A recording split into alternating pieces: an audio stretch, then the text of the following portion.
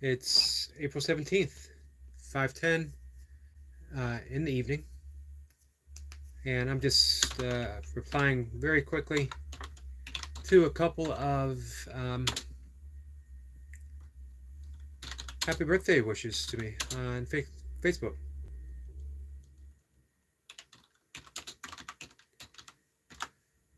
That's one.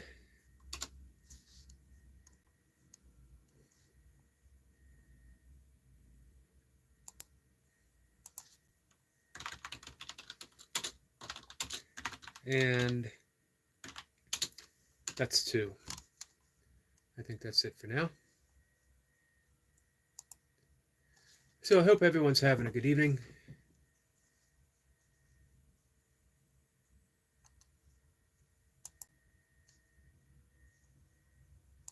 I've had a pretty good day. I've had a good birthday. Quiet. Um, as my birthdays each year have grown only more so, and it is also something that I have greatly come to appreciate.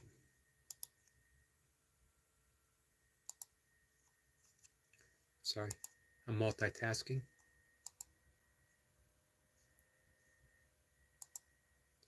Which, by the way, um, science has shown is not the best way to uh, get something done. That the attention is split in two ways and doesn't serve to help either, whatever it is that we're doing. Something to keep in mind when you're doing the same thing that I'm doing right now, which is multitasking. However, um, it is not a true multitask because I'm not trying to accomplish anything. Simply having a conversation here with whoever might pop in and looking at a couple posts on Facebook from some friends wishing me a happy birthday, which is always nice. So as I was mentioning, um, yeah, my birthdays have grown quieter and quieter. Man, especially back in the day when it was all about partying, and that lasted a long time. Almost as if on that day, on your birthday, you're trying to cram in an entire year's worth of partying, of alcohol and drugs. Um, even though I spent the previous year doing just that. I don't know why I would pick my birthday to do even more. It doesn't even feel like a celebration anymore when I think about it.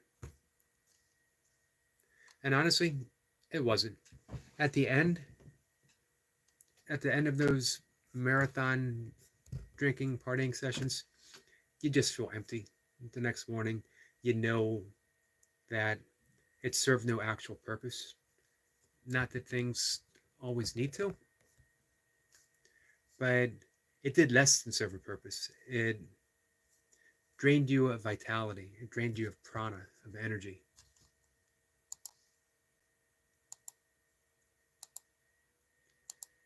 Let's, well, I'm here. Well, I'm talking by myself. I'll do, and as it's my birthday, I'll do the stuff that I enjoy doing, um, which is Googling.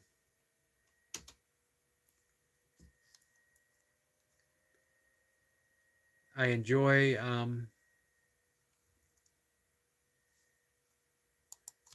finding out more information and being able to explain it in a clear way that sometimes when I'm talking off the cuff, it is off the cuff, right? It's not off the cuff. Just making sure I get that right. Um, that sometimes I think that I fail to do. I have a tendency to wander in my language and description. Um, that can be fun when I'm writing because then I can go back and edit and take things away. I think of my writing, always admire. I'm not a huge Hemingway fan, but I like the preciseness of his language. Nothing seems wasted. Economical. The same when I read poetry by Charles Bukowski. And then in the complete opposite direction, Charles Bukowski. We have, you know what? I'm going to Google up some Charles Bukowski too. Um, in the opposite direction, sort of, we have Rumi, who is also very precise in his language and yet so beautifully, beautifully expressed. Maybe we'll read some Rumi as well.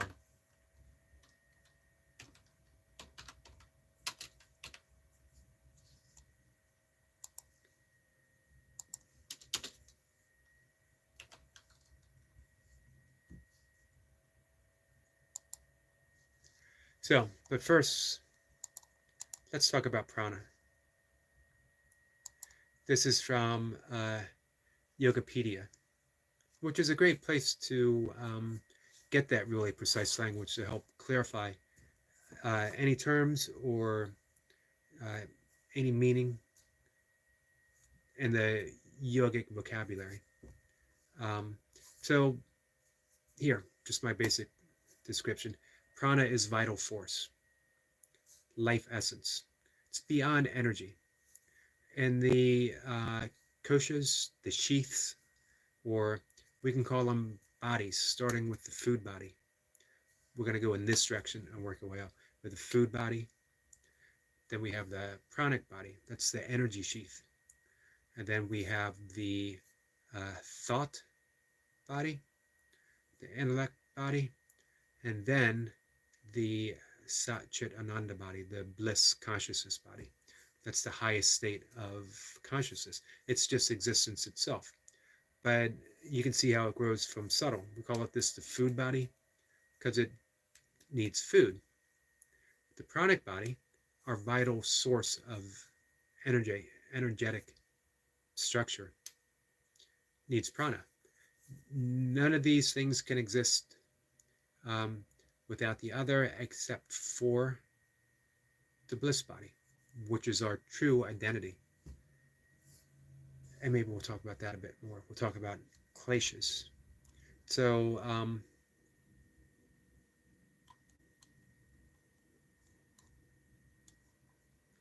that pretty much explains prana.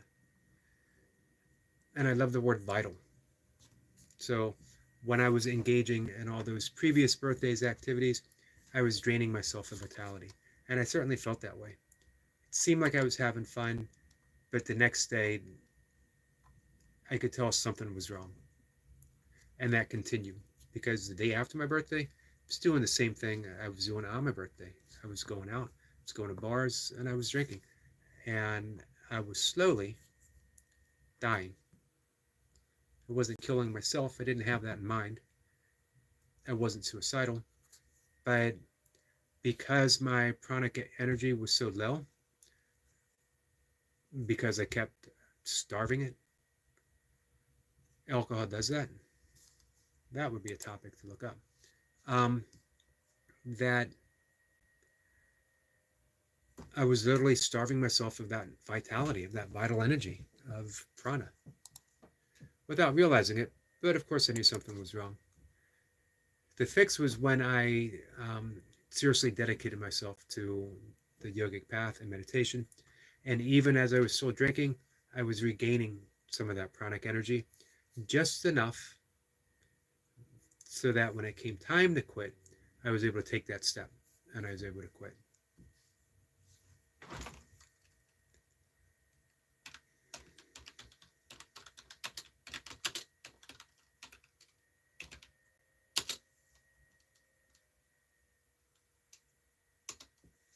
So,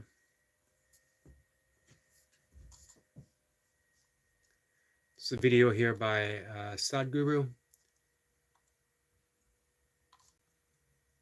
one by Eckhart Tolle.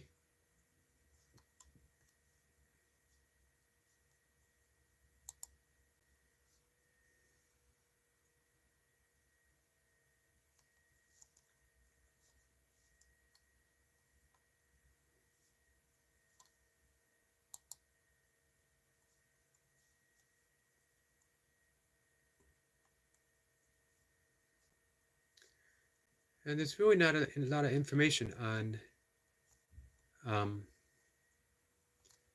prana and alcohol. There should be. There is.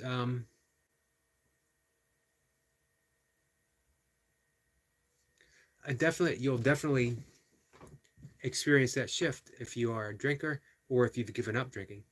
If you've given up drinking and you um, step on the yogic path, or if you do so before you quit drinking, you'll feel that buildup of prana, and that will help you when it comes time to quit. And that comes to any bad habit. It was that slow regaining of pranic energy that first allowed me to quit smoking, and then eventually quit drinking, and then give up meat. I'm not necessarily saying that if you practice yoga, if you practice pranayama, if you meditate, that you're going to turn into a vegetarian, or in my case, a vegan. But I don't rule out that possibility. As your subtle energy increases, your wish and desire to, your appetite becomes more subtle as well. You don't want that heaviness of food. You just naturally begin eating lighter, and that steers you in that direction. As well, the first step, the first ethical principle in yoga, the um, five yamas, which are the ethical restraints that we practice. The first one is ahimsa, which is non-harm. So if you're truly practicing yoga, the entire path of yoga, and you're committed to ahimsa, you're ruling out meat because you're practicing non-harm. As well, if you practice in non-stealing, which is another one of the yamas, uh, you won't want to eat meat, and you won't want to drink, because you're literally stealing. One, when you drink, you're stealing from yourself. If you eat meat, you are stealing a life of something else. And again, I'm not saying you need to be vegetarian or you need to be vegan. Just things to consider as possibilities as you step on that yogic path, that your appetite itself might actually change. So, I have read the yamas and niyamas before, and I don't think we'll do that again tonight, but you never know. Also, I did say that we might talk about the kleshas. I just previously described the koshas, which are the sheaths, um, going from the gross physical to the more subtle. Um, but the kleshas are important to talk about, especially the last few nights. Some of the things that we've been discussing: forgiveness, um, not knowing who we are, things of that nature.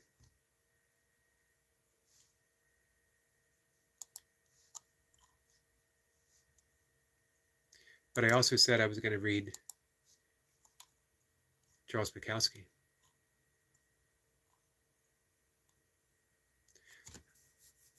And it's amazing how this might tie in.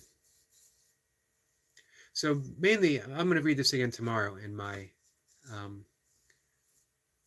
video playlist I've been putting together. Sergio says, Antichrist? In what way, Sergio? Charles Bukowski. I was going to read Bluebird, because it actually really applies to what I've been talking about, which is prana. Actually, I was talking about my birthday, and then how I used to celebrate, which was drinking a lot, doing a lot of drugs, recreational drugs, nothing hardcore, just partying for years. And that I was slowly killing myself without thinking that I was killing myself, but I certainly was. To me, that's the major difference between smoking weed and drinking. I've never was inspired drinking. Never gave me any ideas. It never helped me write. It just brought me down.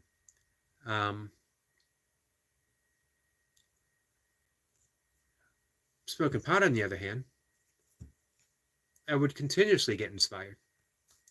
Oh, and it set me free creatively and personality wise in a lot of ways, uh, which is pretty amazing. I'm not encouraging anyone to smoke pot, but there are a lot of benefits from smoking weed, and I can't think of any benefit for drinking. And I'm talking of someone who drank himself out of relationships, out of jobs, wrecking my car, destroying friendships for well over a decade before I was blessed by a moment of grace, and then I just gave it up. So I don't know the effect of smoking pot on prana. It might be negligible.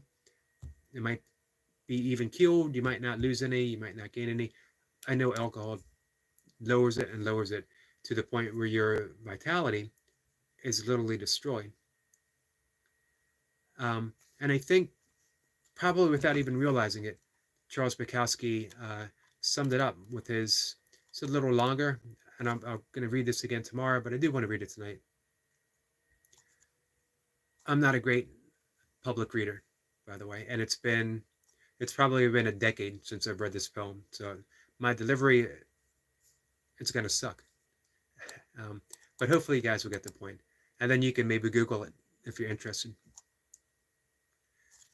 Before I start, if you're unfamiliar with Charles Bukowski, he was another drunk. He was another drunken poet. The difference between him and me was he became a famous drunken poet, and I became a um, sober poet who never became famous. But that's okay. So here it is. There's a bluebird in my heart that wants to get out, but I'm too tough for him. I say, stay in there. I'm not going to let anyone see you.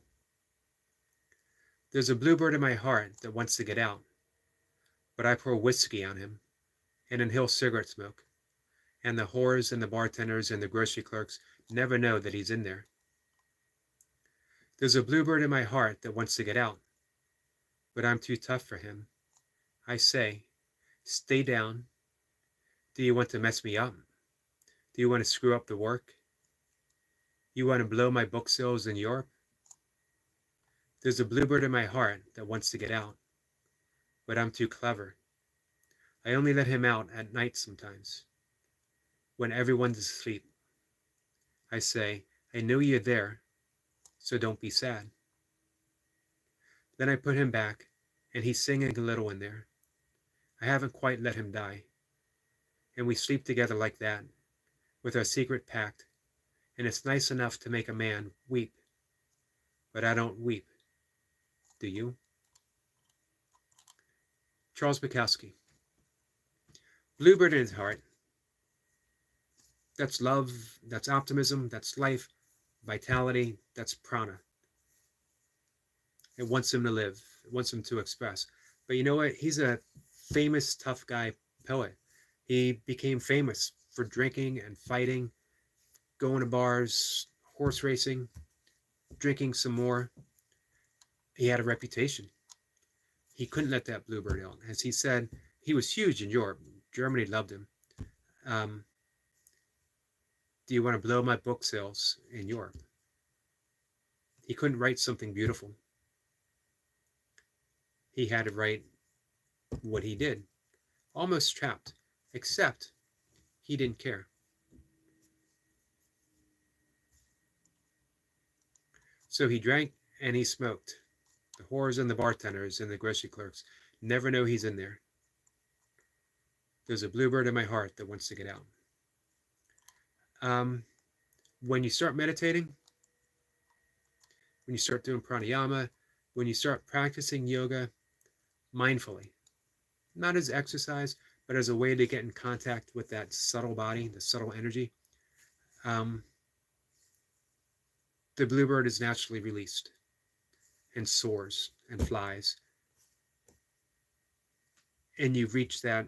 I explained just previously about the koshas, which are the levels of the body, and at the highest level, the most subtle level, invisible level, but our true state of being, is bliss consciousness. When the bluebird gets out and flies free, we're in that bliss consciousness, Sat Chit Ananda. That's Charles Bukowski. And I love, because I started reading him at a young age when I was drinking, it those drunken poems just fit right in. And then to discover a hidden gem like that just would floor me.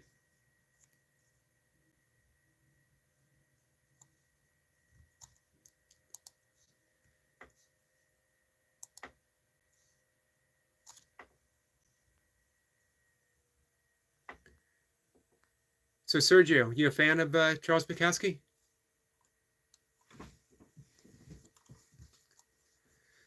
I said I was going to look up something else, and I totally forget.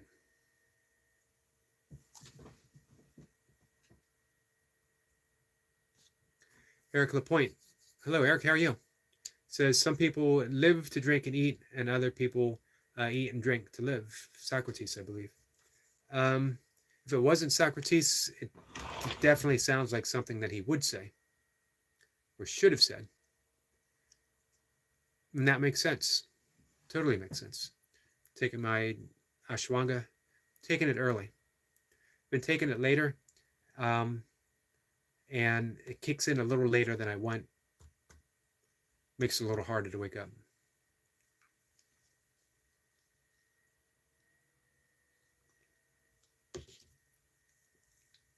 So I've told the story before of how I quit drinking. Always happy to tell it again. And I'm going to be honest, I didn't quit drinking. I didn't stand up on a soapbox and announce to everyone that I'm done drinking forever. I didn't grit my teeth and tough it out. I didn't go to meetings. I didn't even truly practice the 12 steps, although I like the 12 steps. I think the 12 steps are actually a beautiful way of going through life. So since I'm in a Googling mood, we'll Google up the 12 steps.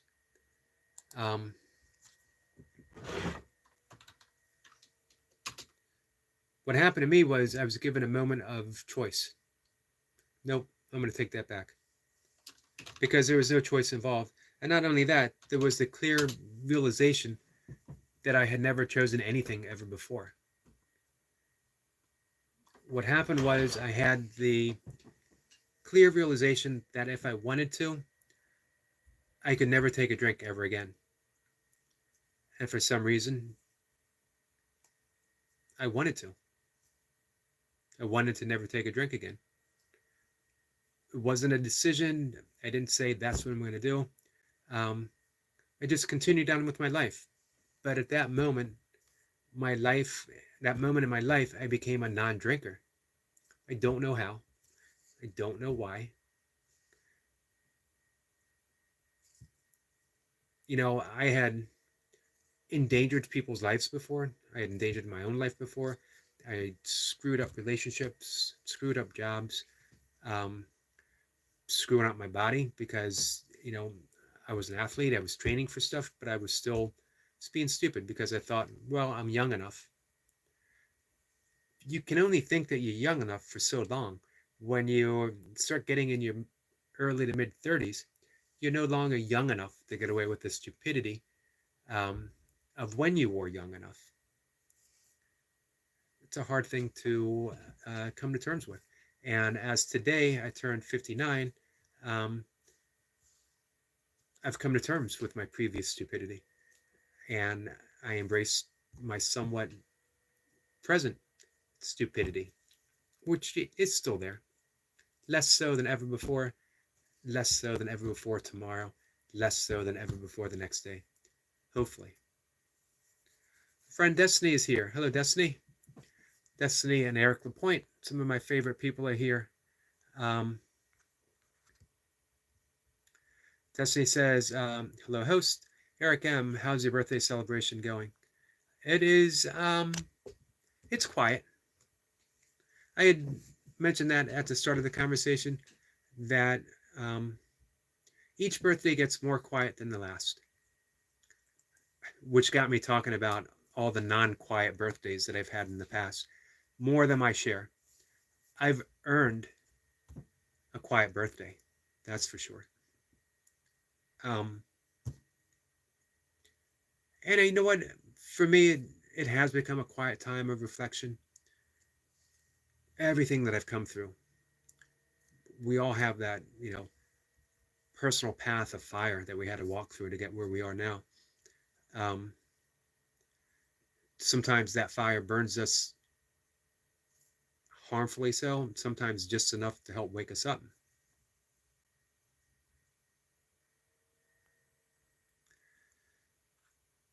And Destiny is saying hello to Eric Lapointe and happy Wednesday. And Eric says hello to Destiny and yes, and happy birthday. Thank you, Eric. I appreciate that.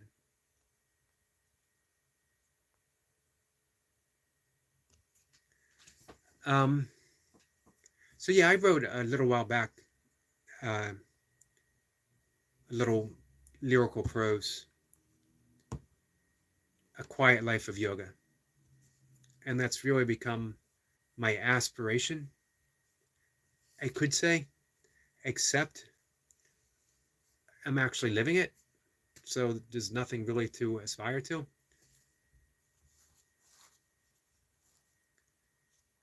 To keep it, that's an aspiration. It's not overly pressing. I'm not stressed about it. Destiny says, when is Mocha taking you out for pancakes? We'll do that Sunday. Our favorite vegan restaurant, I'm going to give a plug to Great Sage in Clarksville, Maryland. If you guys are ever in Maryland, and if you're ever near Clarksville, I don't know why anyone would be. It's a beautiful area, but there's not a lot of major draw here. We're in the middle between Washington, D.C. and Baltimore City. And again, it's really beautiful. I can walk in my little hometown, and there's areas where you would never know that you were near I-95, a major corridor, or that close to any major city. And up until the 80s, it was pretty rural around here. Um, but yeah, it's a great vegan restaurant that we've been going since they opened. So probably 15 years thereabouts. And it has been almost like a practice for us, no matter what was going on in our life, no matter what stage our relationship was at, everything was dropped and we would go to brunch with each other. And it was almost like we were saying that this is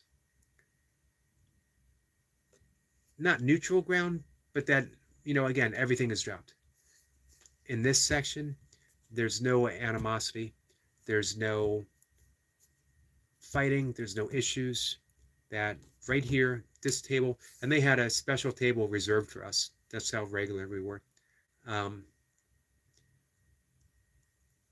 at this spot, it was just her and I, and nothing else mattered. It was the same. We would go to our local bookstore and we'd get coffee in the morning and we could talk about everything, any issues we had, any problems we had, any discontent that we had. We could meet for a cup of coffee and talk it over. Which is why when people say, is it difficult to be maintaining a relationship with your ex-wife? And my answer is always, Mocha's not an ex anything. She's Mocha.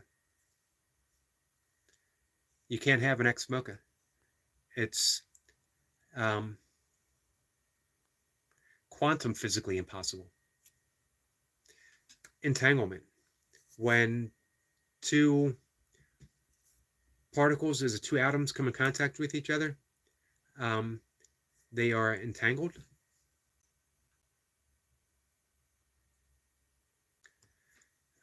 Destiny says Sage is a vegan restaurant, and that's great. Uh, you and Mocha are both vegans. Yeah, I started several months before her, actually almost a year before her. Um, and it's not like I had to convince her. I She's a compassionate, empathetic person, and she would ask me why I decided to do this, and I talked about for the sake of animals. And the more she heard, the more it came to the point where she said, "Okay, I'm a vegan." I don't think you can ever nag anyone into lasting change. Um, it never worked for me, and hopefully, I never did that to anyone. All you can do is encourage and inspire, which is one of the big things that I hope I present here on the channel, because I know each of you guys do. Each of you guys offer so much encouragement and so much inspiration. Destiny is welcoming everyone in and asks them to remember to hit the like button and share out the amazing channel. Thank you.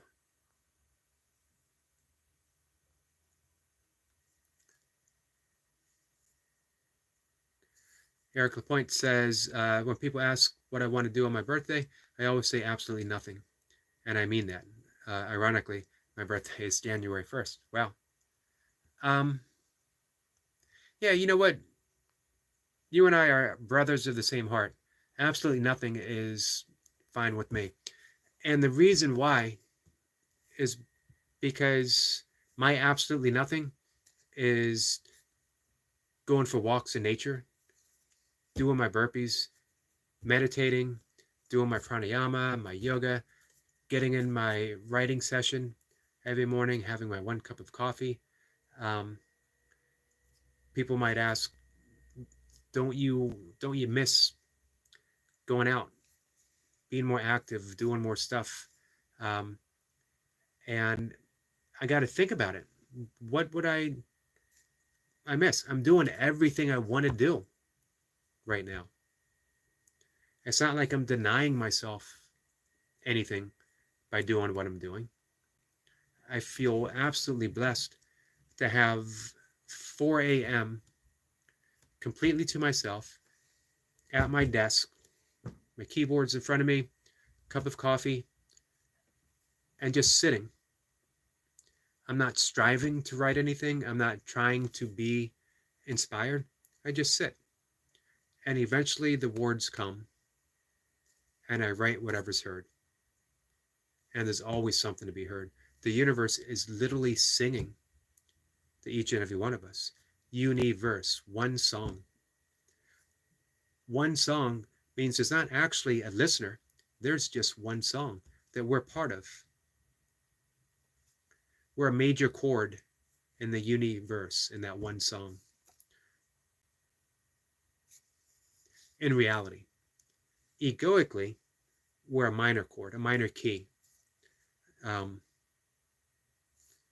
but soul wise, spirit wise, chronically wise, I'll be honest with you, I'm not sure chronically is actually a word, but it fit the occasion.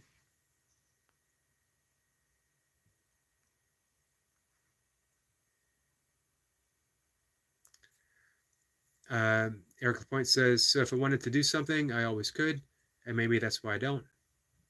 Yeah, that could be.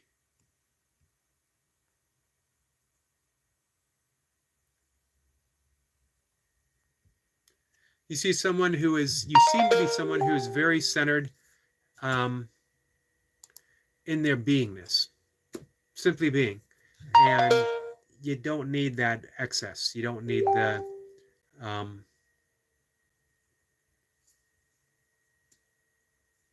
the clutterness that sometimes life can offer us.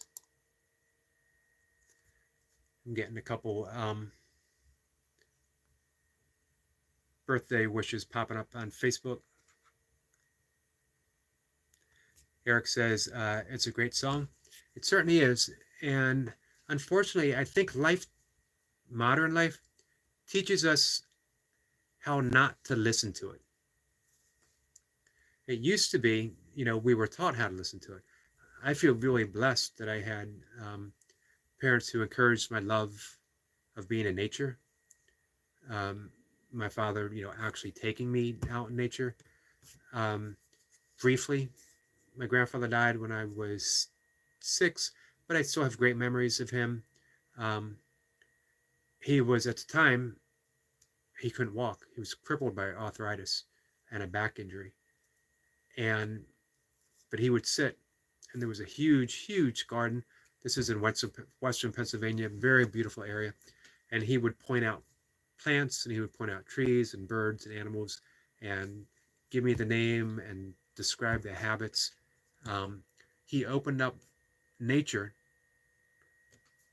from a chair in front of a window for me. And then, through great parents, they opened the door and said, now go out and play in it. And I've continued my entire life in one form or another playing in it. And that's how we listen to that one song. That's how we listen to the universe. Getting out in nature, learning to be quiet. And by quiet, I don't mean that we ourselves don't make a sound physically, but that we learn to become internally silent again. That we let go the identification with thoughts. That's why if you can't meditate, if for some reason sitting still in meditation is just simply beyond, I don't want to say capability, but some people just aren't wired that way. Then breath work, because it's more active, and getting out in nature. If you get out in nature, you will fall into a natural state of meditation. That is the power of fractals. And I'm willing to bet that Eric Lapointe knows a bit about fractals. Also bet that our friend Squirrel Sniper, if he pops in later, would know a bit about fractals. Or quite a bit about fractals.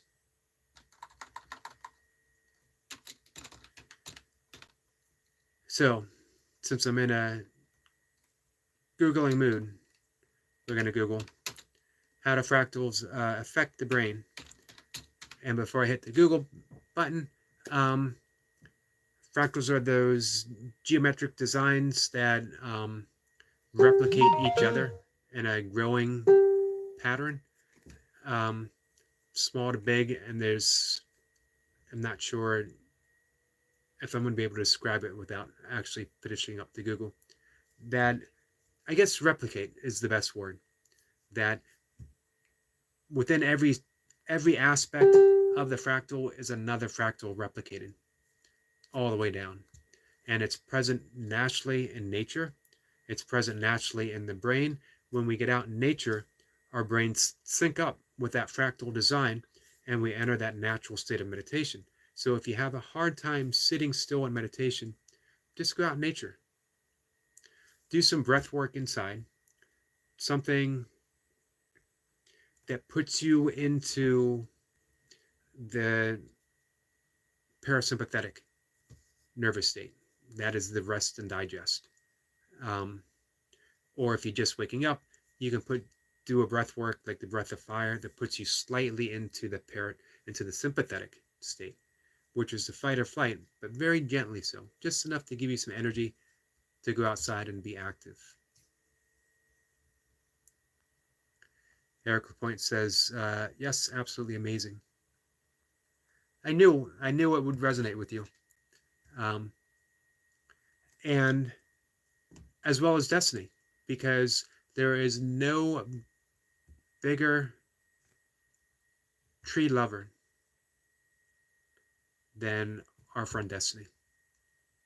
That she has a meaningful relationship with trees For me, it's like watching a Taoist master in the forest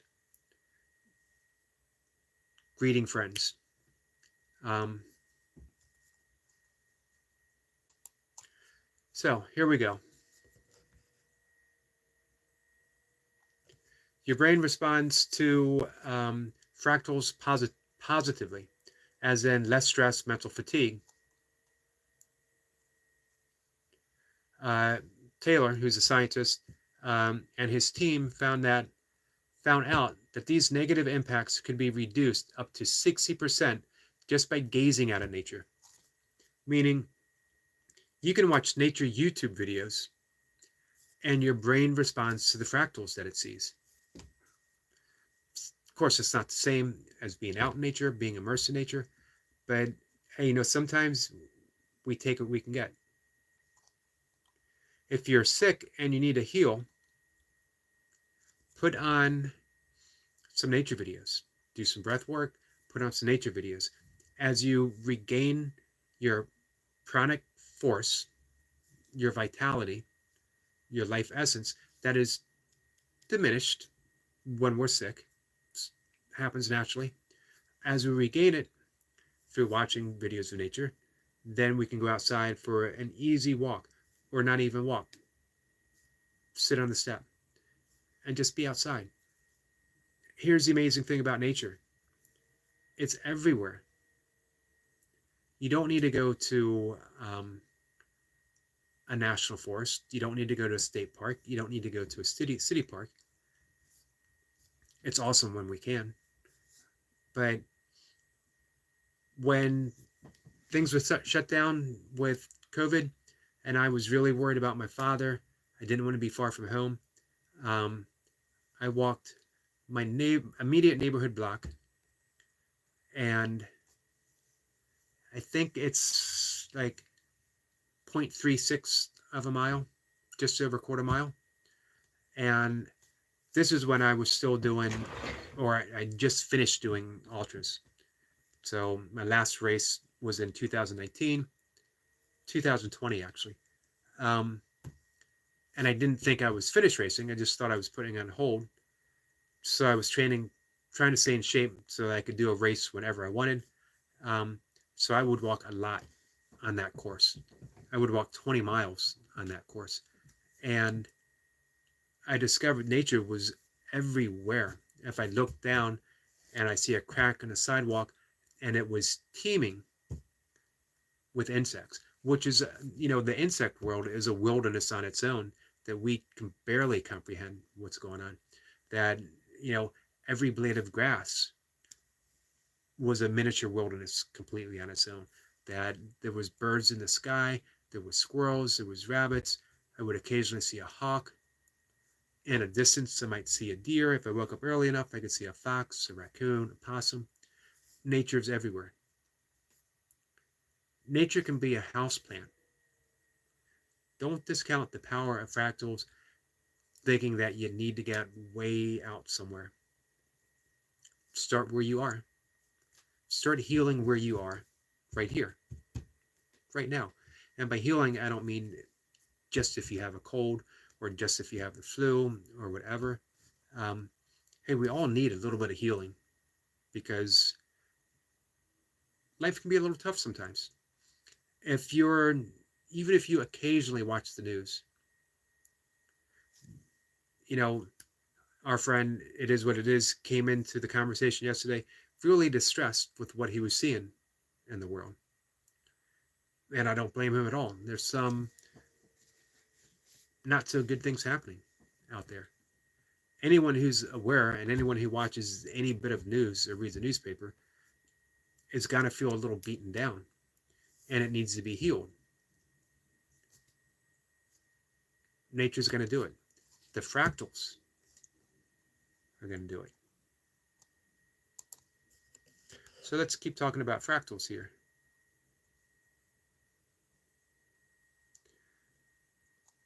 The fractal brain theory. This theory proposes that the brain is organized in a fractal pattern, with each level of organization reflecting the one above it. This pattern gives rise to a vast number of possible states of consciousness, each with its own unique flavor. That's the fractal theory of the brain. The healing aspect comes when those fractal aspects of the brain meet and match and coincide with the fractal patterns of nature. More and more studies are done on this. More and more absolutely vital, important, meaningful studies. This is therapeutically, our visual system is in some way hardwired to understand fractals, meaning you don't have to go outside and look for fractals. You don't need to, make an effort in nature and say, and that's the wonderful thing about nature, it's effortless. So you don't need to go outside and say, okay, I'm going to heal. Nature, heal me. You just need to be outside in nature. And our stress reduction is triggered by a psychological resonance when the fractal structure of the eye matches that of the fractal images being viewed. Eric Lapointe says, I believe it. The feeling I have out in the woods can't be bottled. Now, it would be amazing if it could, but then we would lose it. We would lose the mystery. Eric Lapointe says, patterns. This is interesting. Funny you say that, because the next thing that came up, what are the benefits of fractal patterns? Researchers have found that looking at fractals can reduce stress levels by 60%, supporting the theory that fractals activate the areas of the brain that were responsible for regulating stress. Another one talks about the alpha waves. Alpha waves are the beginning state of meditation. So again, just by being in nature, you start to enter that easy, natural flow of meditation. No effort involved. I wrote about this maybe, it's in winter, so maybe 2 or 3 months ago. Mantras. There's some noise here. They've changed flight patterns of, we have BWI in Baltimore, which is about 10 or 15 miles away. Then there is it still called Reagan International? As well as another airport in that area, and I can't think of it. Tells you how often I fly. And if possible, I never fly out of DC. I'd always go to BWI. So even in the morning, and I'm talking, 4:30 or 5 in the morning when I'm out in my first walk, there'll be planes flying by, or early commuters, or a really heavy-footed runner with bright lights on their headlamp. I bring a flashlight with me, and I never use it. It's for emergencies. I don't want to disturb. Least disturbance. It's my motto in nature. Even though I'm sometimes tempted that I could take a wonderful photo in the morning if I only turn my flashlight on, but I would be disturbing the subject that I'm trying to photograph, which the entire nature of what I'm doing would be gone, because I've raised the stress level of the animal, which of course would affect my stress level. That's where the resonance comes in. So, mantras, natural mantras, that exist below the airplane, that exist below the traffic, that exist below the heavy-footed runner. There's always a bird song. Shift my attention. That's the whole purpose of a mantra, is it's not to stop you from thinking. The brain thinks. It's what it does. when you meditate, you're not going to, the more you try to stop it from thinking, the farther away you get from meditation. So you use a mantra in which the vibrations alone take us deeper. That's why in mantra meditation, the mantras don't have a word. It's all about the frequency, all about the vibrations. Um, so I do the same thing in nature. When I hear those airplanes, shift my focus from the sound of an airplane to the sound of a bird call, to a sound of a squirrel scampering by me or making the um, chirping sound that they do, or whatever's present. And in the absence of that, um, listen to the silence, which is always present. Sounds only exist because there's that all allowing presence of silence. So when there's a sound, drop beneath it because it's being held by silence. That's the natural mantra. Um, a great mantra in meditation is the mantra of the breath, and it's the so hum, which is the eternal sound of the breath. Sorry, the internal sound of the breath. When we breathe in, the natural mantra is so, and hum is the exhale. And you simply think it to yourself as you breathe in, so, hum. And at first you're saying it to yourself, but then you're listening to it. And then eventually it's dropped, and there's only the breath going in and going out until even the breath becomes so subtle that you're left in that suspended state of nothingness until the breath comes back, or maybe a thought enters, and then the process begins again. Destiny is back. She said I had to step away. We were talking quite a bit about trees and the healingness of nature and fractal patterns. And I could probably talk all night on fractals.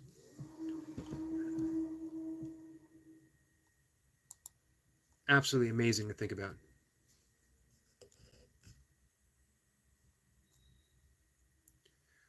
A little, this is from Smithsonian Magazine, which I have very fond memories of Smithsonian Magazine as well as National Geographic, that my father had subscribed to forever. Destiny says, I was just outside fixing up some trees. I was talking about your relationship with trees, likening it to Taoism, a Taoist master, as well as the relationship with earth, getting out there barefoot in the earth. If you want to meditate, if you want 100% of the benefits of meditation, but sitting in meditation just doesn't seem to work for you, it's absolutely fine, because sometimes it doesn't work for everyone, or at least we need a place to start. Then go outside and put your bare feet in the grass and look at a tree.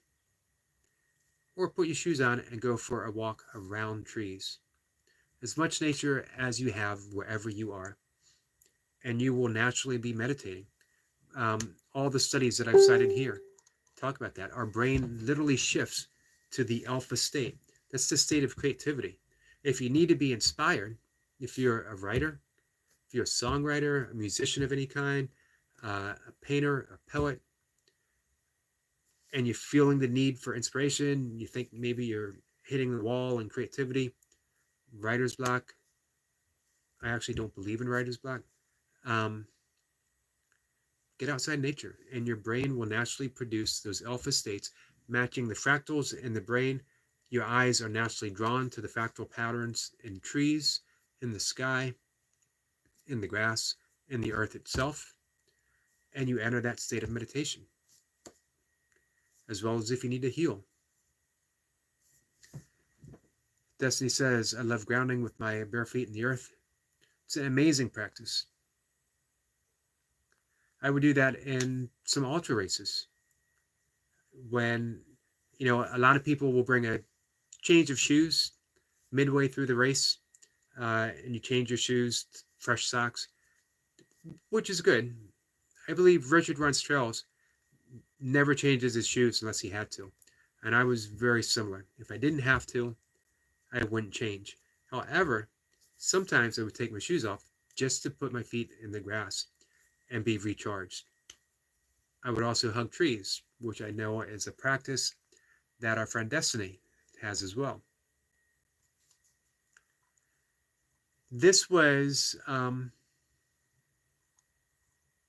also pre-discovery of the fractal patterns for me.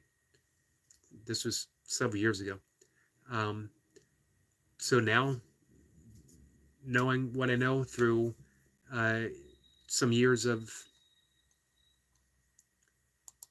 studying this and actually living it, getting out and experiencing it, um, I would also just sit still and enjoy those fractal patterns.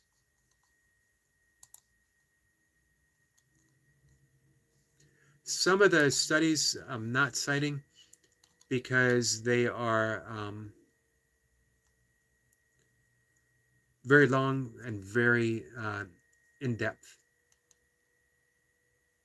And I think we get the gist of it by some of the shorter ones. The amazing thing is just looking at nature, how it can reduce our stress by up to 60%.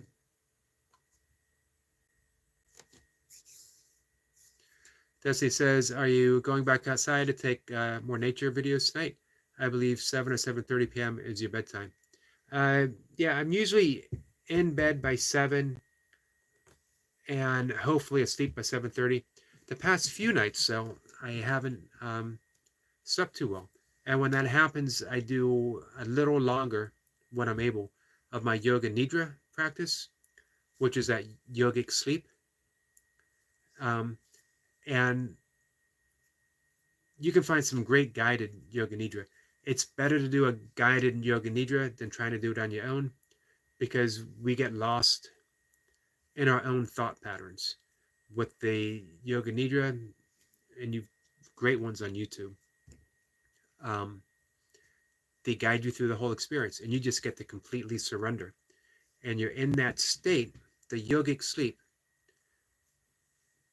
between wakefulness and being actually asleep. And you get to hang out on that edge, and it's a very, very healing. They say that, and this is scientific studies, that 1 hour of yoga nidra is the equivalent of 4 hours of sleep. I try to get 20 minutes every day, 10, 20 minutes. Some days as little as 5. But even 5 minutes, is equivalent to a really long nap. So, yeah, I won't get out again tonight, although this is the best time to find the beavers. Beavers love coming out at dusk. And right now, my early morning walks are a little too early for them. I'm literally up before the beavers. The old country saying was up before the roosters. I am up before the beavers themselves.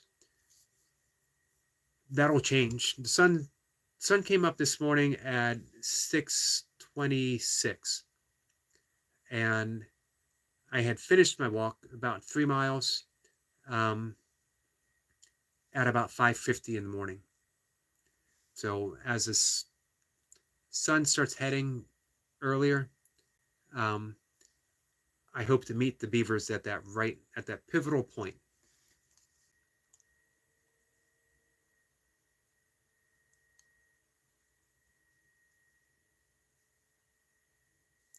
So one of the studies, this was done by physicist Richard Taylor and a interdisciplinary team of collaborators. The group examined the question, what happens to your brain when you walk down the street? And they concluded that urban environments are not pleasing to the human brain. I think most of us can agree to that. The reason, and we think that it's, maybe the busyness, the noise, the pollution, whatever. The reason is the lack of fractals in modern architecting spaces. If we designed buildings in a fractal design, then we would have a more natural and pleasing brain activity. Our eyes would resonate with the fractal patterns of a building. Imagine if we had replications of art on corners at bus stops. So you can make the case that a lot of crime, a lot of things that, not just urban areas, but busy areas, let's say, any city street, is going to cause a rise in stress because of the lack of fractal patterns. And there's a relationship between high stress and crime. Imagine how we could reduce crime just by having buildings designed in a fractal pattern, or barring that, having fractal paintings along the side, planting more trees, planting more bushes, planting more grass. A blade of grass is a fractal design.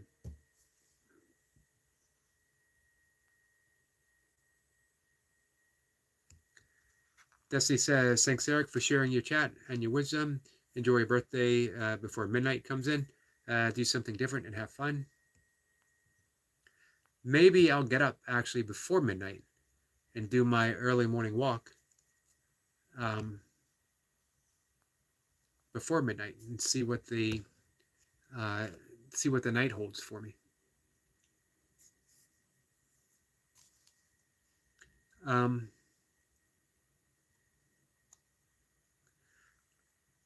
Going on, the fractal patterns. Fractals are patterns that self-repeat at different scales, and they can be found all over nature in objects like trees, rivers, clouds, coastlines.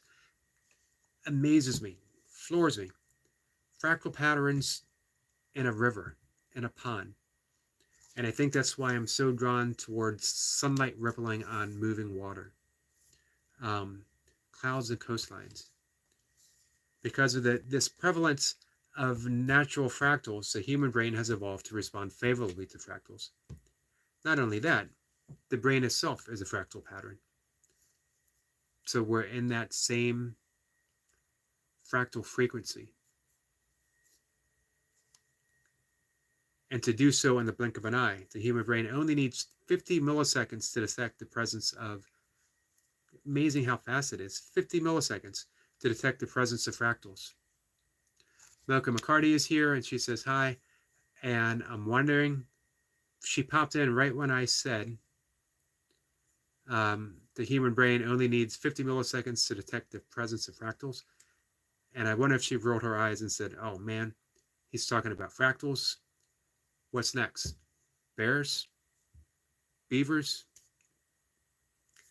Well, the joke's on you, Mocha. I already talked about beavers just a minute ago.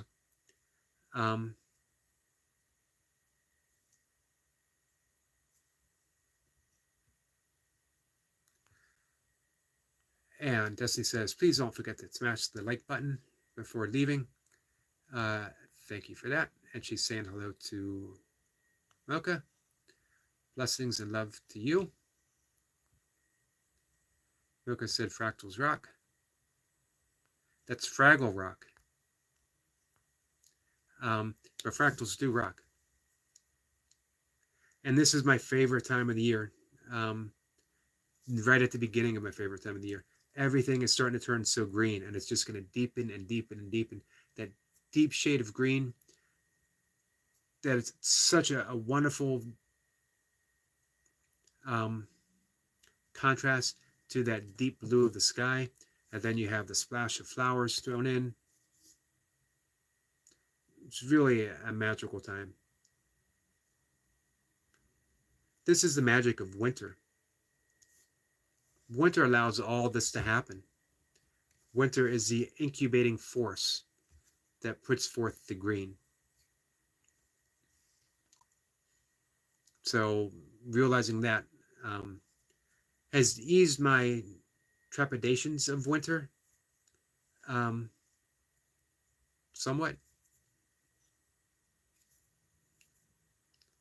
Milka says that's where I was going with that. Fraggle Rock. Um, yeah, I thought so. Well, I knew so. Milka's saying hello to Dr. Destiny. But yeah, fractals certainly do rock. As soon as we look at nature, it triggers a cascade of automatic responses. Even before we've noticed that we're looking at it, we're responding to it. And again, meaning if you, for whatever reason, you're not the type of person that can sit and meditate, get out in nature, do some breath work, trigger yourself into that parasympathetic state, get out in nature and walk. Get out in nature and sit. Get out in nature and stand. Get out in nature and just be. And you'll get the full benefits of meditation. Jeremy and Cheryl's Cruise Adventure is here, saying, hey everyone, how are you guys? I'm glad you guys stopped by. Honestly, you guys become part of my morning routine when I am happy enough to stumble upon you. It's like watching your favorite morning talk show host. I just sit. I have no plans on going on a cruise. But I sit and enjoy your voices. I enjoy your conversations. So I appreciate you guys being here. And I share you guys out too. Because I know a lot of people do enjoy going on cruises. And if they can get such great information on cruises by such an engaging host, it's a win-win across the board. So, again, I appreciate that. I appreciate you guys being part of my morning for however long I get that opportunity. Sometimes 5 minutes, sometimes 20, sometimes more.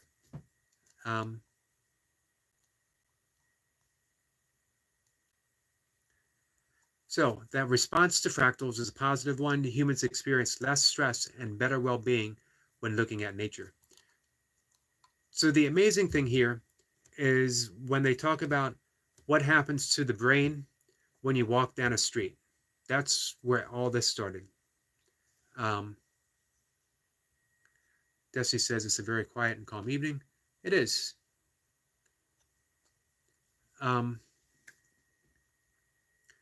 And we think that, it's the cars, it's the traffic, it's the busyness of people pushing and shoving that causes the stress. Of course, that doesn't help. But the reason is the lack of fractal patterns in modern architect and spaces. Again, fractals are patterns that self-repeat at different scales. They're found all over nature in objects like trees, rivers, clouds, coastlines. They are also found they're found naturally without people even realizing what they're doing. If you look at a painting of a tree, you're experiencing the fractal patterns of a tree as well as the painting itself. The pleasing pattern of painting. Intricately designed within the painting without purposely even knowing that is happening. So if you want to reduce crime, you want to reduce stress, you want to increase well-beingness, we need that architectural design, or barring that, what we need to do, fractal patterns, well, plant more trees, have more grass, have more bushes. But also, we could have pleasing art on every corner, on every bus stop, on every bus. Stress goes down, crime is reduced. I'm getting a happy birthday song.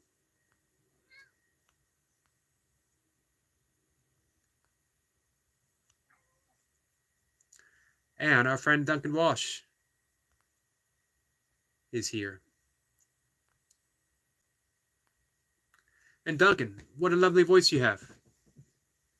Appreciate the song. You know what? And speaking of nature, uh, some people might not know that Duncan Walsh uh, got his start to YouTube stardom by having a nature channel. Duncan says, I have been practicing. I can tell. Soothing quality.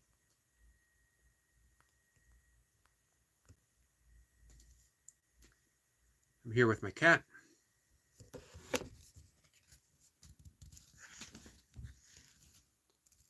I don't know if you guys caught sight of her before my camera popped over.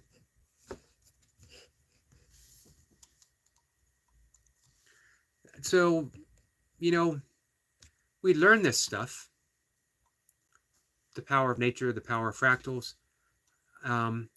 We see how psychologically, emotionally, it would affect us at those highest places of stress, and yet we don't do anything about it. It would take so little. It would have such a huge impact. Imagine schools that were fractally designed. How much it would increase the learning capacity. Duncan says, what's the deal with sleep? How come you haven't been sleeping? I think it is because we've had some fairly intense YouTube discussions past few nights. And the chats, I've chatted a little bit longer as we're all working through some issues. And that takes away from the decompression time. So normally I like taking half an hour. I like shutting down all electronics. I do my breath work. I pick up what I would consider a holy text. Might be the Bhagavad Gita or the Upanishads or the Zohar from the Hebrew tradition. Something along those lines. Yoga Sutras. And I read just a little. I don't want to read anything stimulating because I don't want to stimulate my brain. I want to shut it down. I actually want to be slightly bored when I'm reading something so that my brain level activity slows down. I start entering into that alpha state. And so coming off of some of the last few live sessions, I had a little less time for all that to happen.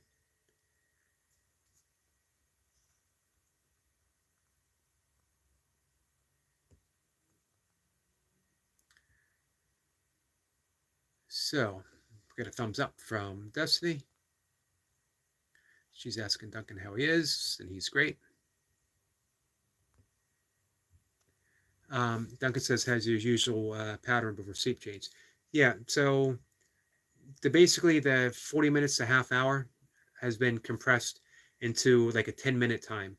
So I'm not fully in that decompressed zone when I lay down in bed.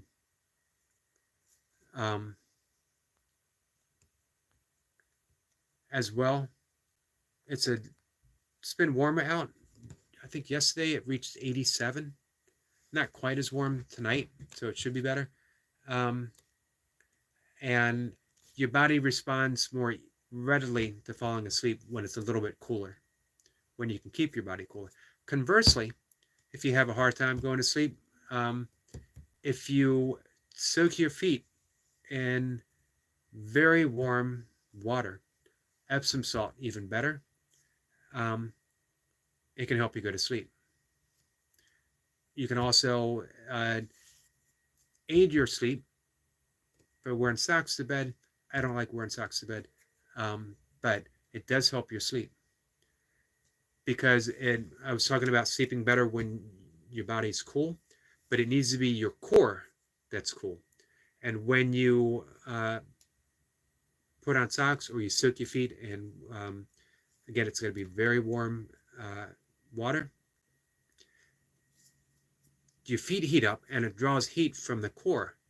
So your core temperature drops as your feet heat up and you end up sleeping better. It's a great sleep hack, although I dislike the word hack. Jesse says, I'm doing great too, Duncan. Thanks for asking. And Duncan said, would you not take the full 40 minutes decompressing process and just walk 30 minutes later for that one night? What I've been doing is I could do that, and that might actually be good for me. I dislike sleeping in. I like sticking with that set pattern because when it works really well. And when it doesn't work, I can suck it up and work my way through it. But what I've been doing is increasing my the yoga nidra, yogic sleep, yogic naps, and that makes a difference through the course of the day. Duncan Walsh says, I wear socks to sleep. It does help you sleep, and Destiny does as well. Duncan says, do you ever nap? Well, yep, I do the yogic nap, which isn't an actual sleep. You're in that state in between, but it's extremely restful. Your brain waves are slowed down, you're guided into it, and you're guided as you stay in it. And I was mentioning before that 1 hour of yoga nidra is the equivalent of 4 hours worth of sleep. So if you can get that 1 hour in, and the great thing is, because it's not actual sleep, it doesn't interrupt your sleep pattern later in the night. You're also more relaxed because you've de-stressed with that yoga nidra. Yoga nidra is a wonderful practice. It's the 5th limb of the 8 limbs of yoga, pratyahara, which means withdrawal of the senses. You're giving your senses a mini vacation. 99% of our waking hours are outward focused, being stimulated. Our eyes, our ears, our nose, our touch, everything. We're involved in the busyness of the world. Give yourself a gift of turning inwards, shutting down the senses, and exploring that state. And you actually go past the alpha, you go all the way to the delta level, which is the slowest brainwave pattern and equivalent to the deepest state of meditation. So I highly recommend everyone doing a yoga nidra session every day if they can, a couple of times a week if they can. It can be as short as 5 minutes. It can be as long as an hour or more. On my YouTube channel, I have some of my favorite ones listed if anyone wanted to play them. Not me doing them. I thought about doing them.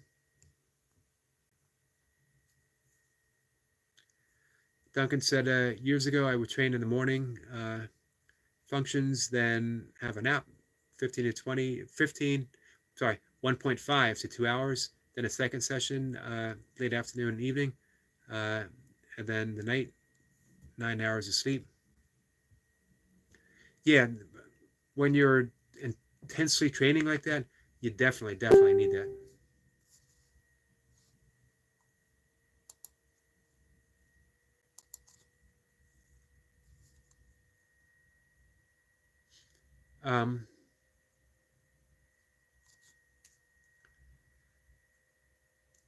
Let's see.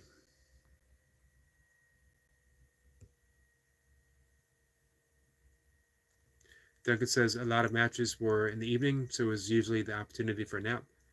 Did you ever find that you were so keyed up after a match that you were just unable to sleep? The hardest thing for me to recover from ultra running when I was doing 24-hour races, both Mocha and I think probably our favorite races were 24-hour races. Um, Recovering that lost sleep, especially as I started getting older, it became harder and harder. Physically, I'd feel fine. I always ran the day after any race. 5K, marathon, 50K, 100-mile race, 24-mile or 24-hour race. I would always run the next day. Not always all out or strong. Sometimes it was a shuffle. But getting the blood going, I always felt pretty good. But it would take me 2 or 3 weeks to feel like I fully recovered from losing a night of sleep, or sometimes more.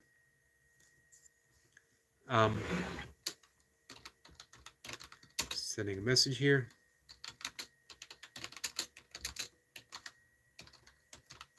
There we go.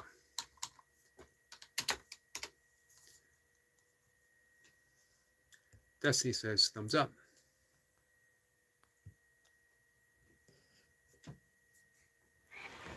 So, with that, speaking of sleep, we'll probably shut things down for tonight. This was a perfect birthday evening for me, guys. These are the conversations I absolutely love having, where, you know, we get to talk about nature, we get to talk about meditation, trees, fractal patterns, training as well. Improving the quality of sleep is actually a big passion of mine. And ironically, I am suffering the effects. Tonight should be better, though. Duncan says, I was very good at winding down, but often had a train journey getting home. Then would eat and watch TV. Often watched late night poker, actually. Was fascinating with all the characters. It's a mental game. I could see how that would be fascinating. Destiny says, thanks for everything, Eric. I appreciate you, Mocha, Eric Lapointe, Duncan, and all who may have been in the chat or in the bushes. I am leaving, and we'll see you all later. Thank you, Destiny. Thank you for spending my birthday with me. Very much appreciated. I'm going to shut things down as well. Duncan, thank you for the chat and for the song. Much appreciated, my friend. Eric Lapointe, I appreciate you spending my birthday with me as well, and the conversation. I know how much you relate to nature. Our friend Sergio is here.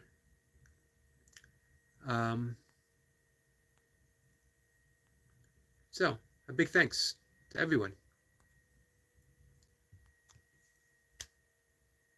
Much appreciated. Take care, guys. Eric Lapointe says, good night, everyone. Duncan says, good night to Destiny, and good night, Eric Lapointe. Thanks again. We'll see you guys tomorrow.